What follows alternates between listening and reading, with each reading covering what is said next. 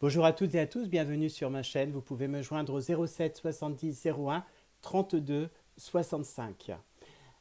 Aujourd'hui, je voudrais vous parler de ce travail personnel qu'on peut être amené à faire, qui est un travail finalement extrêmement positif. Et c'est vrai que par principe, le côté positif pour moi prime sur le côté négatif. Donc je fais un tout, c'est-à-dire que j'ai conscience qu'il peut y avoir des personnes qui vivent quelque chose de négatif, mais néanmoins, je sais qu'il y a aussi un certain nombre de choses positives qui sont à mettre en place.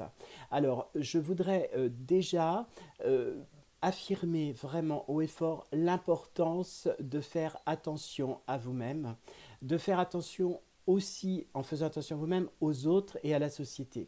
Là où je suis en fait en confinement, donc à la campagne, c'est effectivement une chance de pouvoir être confiné à la campagne, alors qu'à Paris, bien, c'est un petit peu compliqué parce que les appartements sont petits. Quand on a des enfants, c'est encore plus difficile parce que automatiquement, ben, ils ont envie de sortir. Il peut y avoir aussi une certaine forme de stress, de rage qui peut se mettre en place.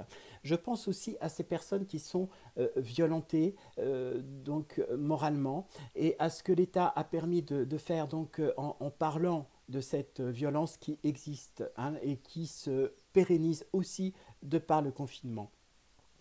Moi, ce que je voudrais vous dire, c'est que il est possible au jour d'aujourd'hui, par exemple avec le confinement, lorsque les gens sont dehors, eh bien, de pouvoir tenter au maximum de regarder celui ou celle qui passe à côté de vous et ne pas le considérer comme quelque chose auquel on a l'habitude. Non, pas du tout, mais le considérer comme un être humain, d'apprendre un petit peu à analyser les gens. Essayez de vous tourner vers les autres et essayez aussi d'accepter le fait que cette situation qui ne va pas durer va automatiquement, je l'ai dit et je le répète et je n'aurai de cesse de le répéter au fur et à mesure du temps, eh bien, va permettre de nous transformer et de nous changer, hein, de nous améliorer en tout cas dans le bon sens du terme. Il me semble important d'être à l'écoute de toutes ces informations qui circulent. Euh, je sais qu'il est plus facile de montrer sa différence en finalement contournant l'autorité, parce que c'est le propre finalement de notre esprit depuis longtemps de contourner les libertés, puisqu'on estime que si on nous impose quelque chose, c'est forcément pour nous convaincre que cette chose, elle est pour notre mal et on va nous faire du mal, on va nous amener vers un état totalitaire. Ça n'est pas vrai. Vous voyez par exemple ici à la campagne, je vois régulièrement des gens pas très loin de mon jardin, marcher en groupe comme si de rien n'était, comme si finalement cette maladie n'avait jamais existé, avec des enfants. Et je suis terrifié parce que ça me semble tellement... on ne peut plus dire que cette maladie n'existe pas et qu'elle n'est pas contagieuse. On le voit de jour en jour. C'est important d'écouter les conseils de protection qui ont été mis en place et de ne pas de montrer sa différence autrement. Moi, je suis très heureux de voir, par exemple, sur YouTube, parfois, eh bien, des gens qui ont réussi à mettre en place des choses pour aider à soulager ces tensions.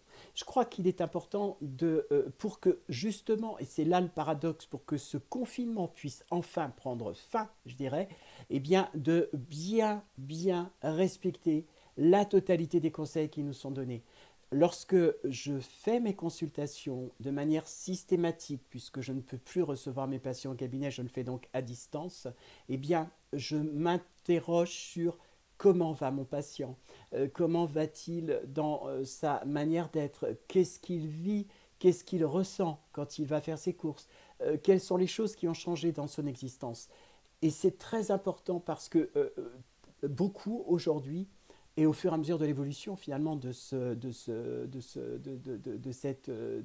maladie, eh bien, connaissent dans leur entourage des personnes malades. Oui, la plupart s'en sortent, mais je pense aussi à tous ceux et toutes celles qui n'ont pas pu s'en sortir parce que peut-être elles ont été en contact avec une personne qui ne savait même pas qu'elle-même était malade. Donc il y a un vrai danger et un vrai risque à ne pas écouter toutes ces conditions pour être le mieux possible. Voilà, très bientôt, nous pourrons tous sortir, se revoir, faire des barbecues, se balader en forêt, faire du vélo, faire du jogging. Voilà, tout redeviendra normal.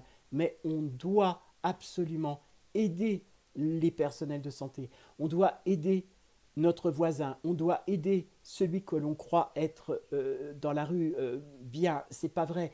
On doit être dans la conscience qu'on ne peut plus, on ne peut plus fonctionner collectif, on ne peut plus fonctionner individuel plutôt, on ne peut fonctionner que collectivement.